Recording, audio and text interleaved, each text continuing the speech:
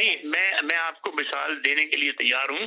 तो ये हुआ ये था कि जब अल्ताफ था यहाँ पर, तो इनका जो चीफ मिनिस्टर हुआ करता था, शाह कोई था, नाम बोल रहा हूँ उसका, तो बुड्ढा जो था जो पहला शुरू वाला, तो वो क्या करता था, मेरे वजीर को इतने पैसे दे दो और ये इतने पैसे वो मुझे देगा पार्टी को, खत्म गवर्नमेंट, और मैं तुम्हें ये लाइसेंस दे दूंगा। और पैसे जमा करते रहे। अब उसके पास वर्थ वापस जो है घर, उसके पास जो है वो कोई हजारों लाखों पाउंड का घर है जिसमें वो रह रहा है, समझा। तो अब ये लीडर वो नहीं करता भाई।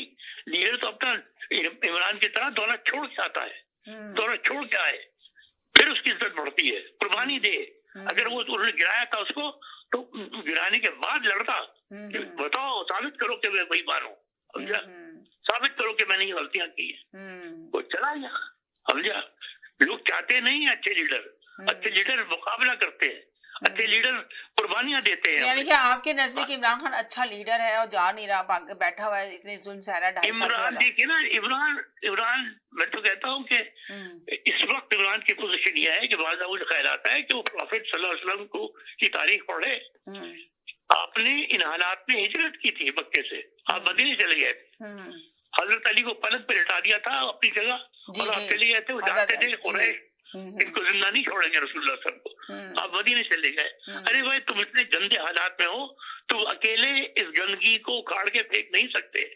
तुम अगर बाहर चले जाओ, बाहर जाके तुम खुमैनी की तरह, खुमैनी फ्रांस में बैठा रहा था जाके, वहां से उसने इनकलाब किया था जो ईरान में आया था, आप समझ रहे। खुमैनी फ्रांस, वो खुमैनी ईरान में नहीं था, वो फ्रांस में था, आप समझ रहे। वहां से उसने इनकलाब उठाया था फ्रांस का, जो आज ईरानी इस्लामी इनकलाब आप देख रही हैं। ये बाहर बैठ के इमरान को, चाहे वो दुनिया के किसी कोने में चल जाए, इमरान की शोहरत, इमरान की ईमानदारी को लोग कभी भी शक की नजर से नहीं देखेंगे, कभी भी नहीं, समझा। और वो जेल में ही समझ रहा बैठ कर के लोग मुझे समझ रहा है मैं कुर्बानी दे रहा हूँ। मैं तो समझता हूँ वो नुकसान हो रहा है, इसलिए बिल्कुल सही कह रहे हैं, नुकसान हो रहा है। बहुत अच्छी बात की आपने, नुकसान हो रहा है मुल्क का भी और उसका अपना भी नुकसान हो रहा है। तो किस लिए? इससे बेहतर है जो जी आसिम की और उसकी दुश्मनी मुल्क, देखिए फवाद मुल्क को नुकसान पहुंचा रहा है। बिल्कुल यू आर राइट। देखिए फवाद चौधरी भी कह रहे हैं कि इमरान खान को एनआरओ लेके, जिस तरह लोग लेके चले गए 24 घंटे के अंदर अंदर, अगर वो चाहे तो एनआरओ लेके मुल्क से बाहर जा सकता है। डील करने की जरूरत नहीं है, एक चीज होती है उसको कहते हैं सेल्फ एग्जाइल। पता नहीं आप इस इंग्लिश को आप समझी नहीं? जी नहीं समझ गई। सेल्फ एग्जाइल यानी कि मैं अपनी पसंद से, अपनी बात, जी मैं जा रहा हूँ कहीं, जैसे हम लोग है ना, हमने सेल्फ एग्जाइल लिया है, आपने मैंने हाँ अपनी पसंद से हमने चूज किया कि हम यहाँ पर आए, आप भी अपनी पसंद से यहाँ पर आए, पसंद से आप पाकिस्तान छोड़ के आ गए, पाकिस्तान छोड़ कर। वो इसी तरह सेल्फ एग्जाइल ले सकता है कि मैं इस मुल्क में रहना नहीं चाहता। मैं जानता हूँ कि ये जो बैठे हुए जालिम लोग ये कभी भी मुझे आजाद नहीं करेंगे, लिहाजा मैं खुद इसको छोड़ रहा हूँ मुल्क को।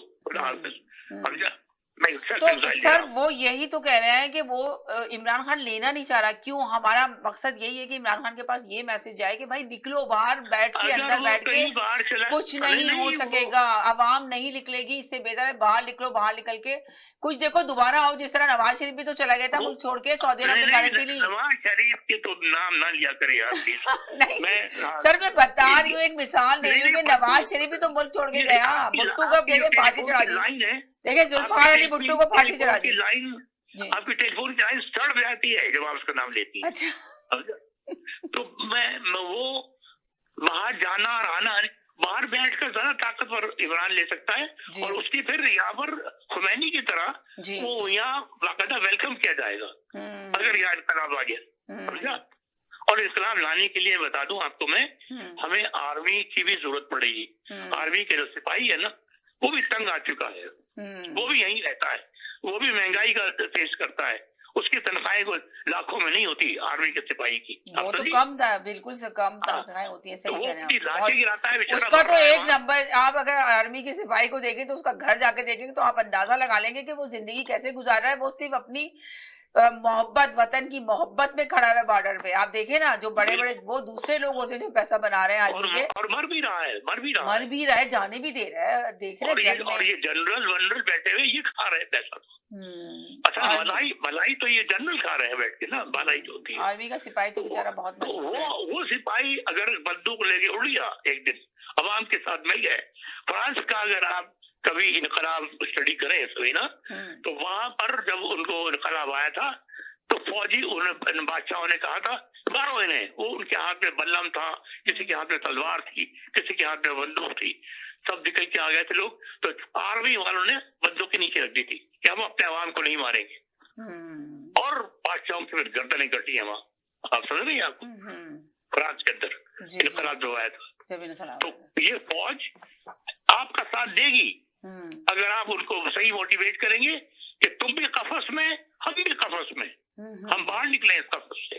और इन जालों से जिन्होंने आर्मी को एक कॉर्पोरेशन बना के रख दिया है तिजारत की, समझा? तो आर्मी कभी बिजनेस में जाएगी तो कब लड़ेगी? वो लड़ने के काबिल ही नहीं रहती। वो तो सब कोई ब्रसल बैठा हुआ है, कोई केरला